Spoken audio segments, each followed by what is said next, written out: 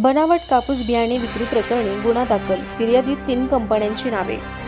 बनावट व अनधिकृत कापूस बियाणांची विक्री व वाहतूक केल्याप्रकरणी कृषी विभागाने दणका देत दोघांसह 3 कंपन्यांविरुद्ध कोपरगाव शहर पोलीस ठाण्यात गुन्हा दाखल करण्यात आला आहे।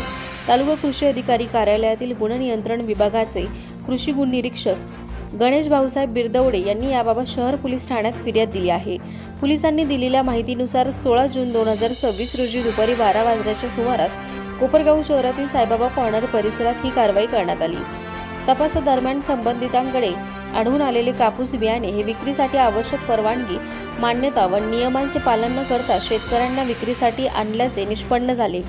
या प्रकरणी अखिल रज्जाक शेख राहणार समतानगर कोपरगाव, दिलीप एकनाथ शिंदे जळगाव, कीर्तिमान ॲग्रो जेनेटिक्स लिमिटेड संभाजीनगर व्यवस्थापकीय संचालक, Narmada Sagar agri seeds private limited Himmatnagar Gujarat आणि विश्वास ॲग्रोटेक गुजरात यांच्या विरुद्ध गुन्हा दाखल करण्यात आला आहे।